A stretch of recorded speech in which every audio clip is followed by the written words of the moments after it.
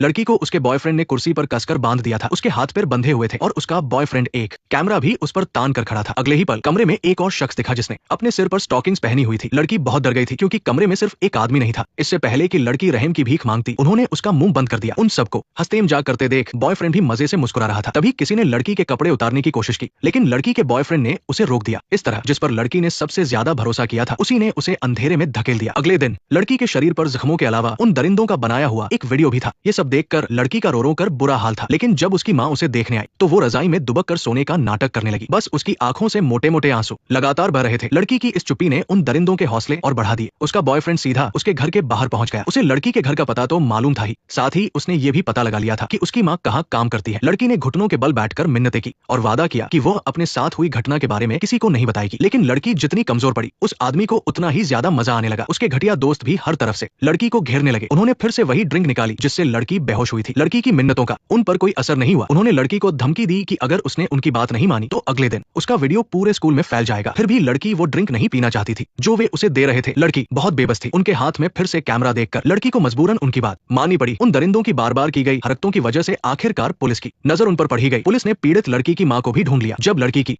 मां ने अपनी बेटी की वे भयानक तस्वीरें देखी, तब जाकर उन्हें समझ आया कि कुछ दिन पहले उनकी बेटी घर बदलने की जिद क्यों कर रही थी। लेकिन क्योंकि तब लड़की ने उन्हें कुछ नहीं बताया था, इसलिए उन्होंने भी इस बात पर ध्यान नहीं दिया। अब सच्चाई जानकर मां फूट फूट कर रोने लगी। पुलिस ने उन्हें भरोसा दिलाया कि बात बिगड़ने से पहले वे जल्द से जल्द केस सुलझा देंगे। लेकिन खबर मिलते ही मीडिया वाले कोर्ट के बाहर इकट्ठा हो गए और मां बेटी को चारों तरफ से घेर लिया। इस वजह से जो लड़की पहले ही एक शिकार थी, उसे समाज के सवालों का भी शिकार होना पड़ा। मजबूर होकर लड़की को अपना नाम बदलकर शहर छोड़ना पड़ा। शुक्र है कि वहाँ कोई नहीं जानता था कि लड़की के साथ क्या हुआ था। कई सालों बाद लड़की बड़ी होकर एक टीचर बन गई और उसकी अपनी पसंद के लड़के से सगाई भी हो गई। लेकिन आज टेबल पर रखे एक ड्रिंक के गिलास ने उसे फिर से 10 साल पुराने उस खौफनाक अतीत में धकेल दिया। अगले दिन जब उसकी आंख खुली तो उसने देखा कि उसकी कलाई पर चोट के निशान थे और उसके फोन पर उसकी बेहोशी की हालत की तस्वीरें भी आई थी। मैं वापस आ गया हूँ। हाँ, कल रविवार था। उस दिन वाली महिला प्रोफेसर स्मिथ थी। क्यों, क्या हुआ? कुछ नहीं, कोई बात नहीं प्रोफेसर, पिछली क्लास के प्रोफेसर आ गए हैं। ऐसा है क्या? सर, क्या आप वीकेंड के सीसीटीवी फुटेज चेक कर सकते हैं? क्योंकि कुछ टेक्निकल काम चल रहा है, इसलिए इस हफ्ते वो काम नहीं कर रहा है। क्या आपने चेक नहीं किया था? माफ कीजिएगा मिस्टर स्मिथ, आपको क्या हुआ? क्या आप सच में ठीक है? मैं ठीक हूँ। सारा, हाँ, मेरा सपना है कि मैं एजुकेशन फील्ड में एक परिवार बसाऊं, इसलिए मैं चाहता हूँ कि मेरा दूसरा बेटा भी एक प्रोफेसर से ही शादी करे, लेकिन उसे पढ़ाई लिखाई में बिल्कुल भी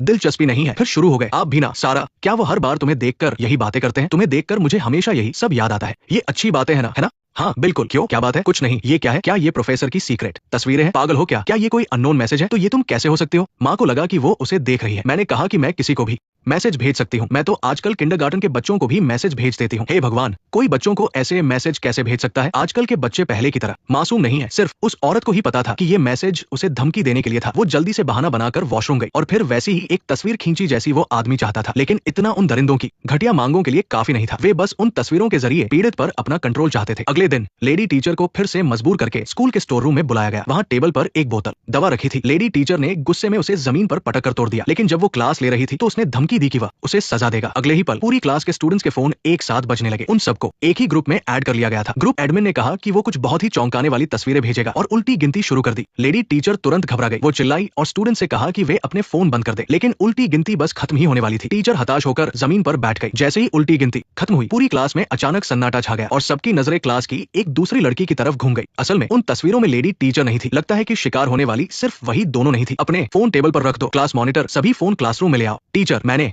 हर जगह ढूंढ लिया है, लेकिन वो शायद स्कूल में नहीं है। ऐसा है क्या? टीचर, क्लास 4 की एमा ने उसे पार्क के पास वाले इलाके में देखा था। पार्क में? क्या मुझे पुलिस को बुलाना चाहिए? अगर ऐसा हुआ तो ये न्यूज में आ जाएगा और सबको पता चल जाएगा। पहले शांत हो जाइए, फिर आराम से कोई रास्ता निकालेंगे। लेकिन क्योंकि हमें पूरी बात जाननी है, तो क्या आप मुझे बताएंगी कि आखिर हुआ क्या है? कुछ दिन पहले जब मैं घर जाने वाली थी, मुझे एक मैसेज आया। पता है वो किसका था? बॉस का था। उन्होंने कहा कि उनके पास मेरे लिए एक गिफ्ट है, इसलिए उन्होंने मुझे गोदाम में बुलाया। मुझे लगा कोई मजाक कर रहा है, इसलिए मैं बिना कुछ सोचे वहाँ चली गई। वहाँ कई लोग थे, मुझे बिल्कुल नहीं पता था कि वो कौन थे। बहुत डरावना था। तुम ठीक तो हो? तुम ठीक हो ना? सैम, मैं समझ सकती हूँ तुम कैसा महसूस कर रहे हो। तुम लोग अब हाई स्कूल में हो। अपनी सेहत का ध्यान रखो और अपनी आखिरी क्लास के लिए तैयार रहो। मैं एक बार फिर कह रही हूँ, मुझे उम्मीद है कि कोई भी कल जो हुआ उसके बारे में ज्यादा नहीं सोचेगा। मैंने अभी तक किसी का नाम नहीं लिया है। समझ गए? सब समझ गए ना? हाँ समझ गए। बैठ जाओ। अटेंशन, टीचर को विश करो। Thank you teacher. Thank you. उसकी बातों से टीचर को पता चला कि लड़की की फोटो असल में क्लास मॉनिटर ने लीक की थी। लड़की मॉनिटर को पसंद करती थी, इसलिए वो आसानी से उसकी अजीब शर्त मान गई। लेकिन किसे पता था कि मॉनिटर ने चुपके से उसका वीडियो बना लिया और बाद में लड़की को मॉनिटर के कंप्यूटर में अपने जैसी और भी कई लड़कियों के वीडियो मिले। जब मॉनिटर का राज खुला तो उसने लड़की को ही सजा दी। इससे टीचर को शक हुआ कि उनके साथ जो हुआ वो भी उसी मॉनिटर का काम है, इसलिए उस रात वो चुपके से मॉनिटर के पीछे गई। लेकिन उसका पीछा करते वक्त लेडी टीचर की चोरी पकड़ी गई। अंदर चलो, अंदर जाओ और उसे पकड़ लो।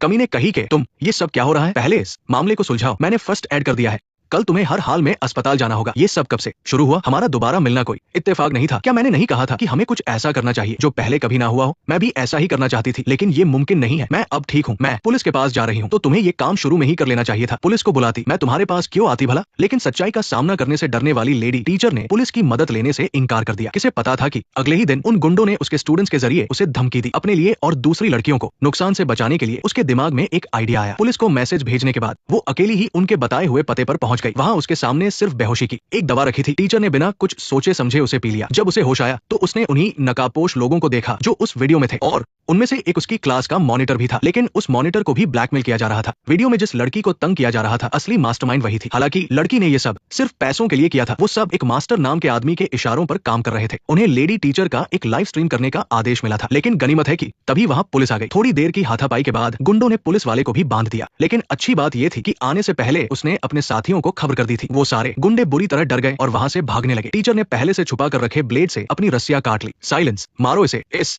नामर्द को। Silence, silence, silence, silence. तुम टीम को कॉल करके लोकेशन पता करो और निकलने की तैयारी करो। जल्दी करो, जल्दी निकलो यहाँ से, जल्दी निकलो। ऑफिसर, मैं भी साथ चलना चाहती हूँ। मुझे नहीं लगा था कि ये हार्ट अटैक है। ये तो बहुत खतरनाक है। मैं उनके फोन की कॉल डिटेल से पुलिस ने उस मास्टर की लोकेशन का पता लगा लिया। वो रातों रात वहां पहुंच गए। लेकिन जब पुलिस उस आदमी का पीछा कर रही थी तब टीचर को मुजरिम के कमरे में एक छोटा बच्चा मिला। वो बच्चा डर के मारे कांप रहा था। टीचर को उस पर तरस आया और उसने उसे संभाला। तभी पुलिस ने कमरे में रखे कंप्यूटर की स्क्रीन देखी और उस मास्टर के नंबर पर कॉल किया। और अचानक उस छोटे बच्चे के हाथ में रखा फोन बजने लगा। असल में वो बच्चा ही इस सारे खेल का असली मास्टरमाइंड था। टीचर को अपनी आंखों पर यकीन नहीं हो रहा था। जिसने उसकी जिंदगी नर्क बना दी वो कोई और नहीं बल्कि एक बच्चे का भद्दा मजाक था। ये देखकर पुलिस वाले भी हैरान रह गए। हालांकि इस कहानी का अंत बहुत अजीब था, लेकिन टीचर को आखिरकार सुकून मिला। और जब उसे पता चला कि उसे ये दर्द देने वाला सिर्फ एक बच्चा था तो उसके मुंह से बस यही निकला, मुझे उम्मीद है कि अच्छा और दयालु बनने के साथ साथ आप लोग हमेशा सतर्क रहना नहीं भूलेंगे, क्योंकि सबसे डरावनी बात यह है कि ये कहानी एक सच्ची घटना पर आधारित है।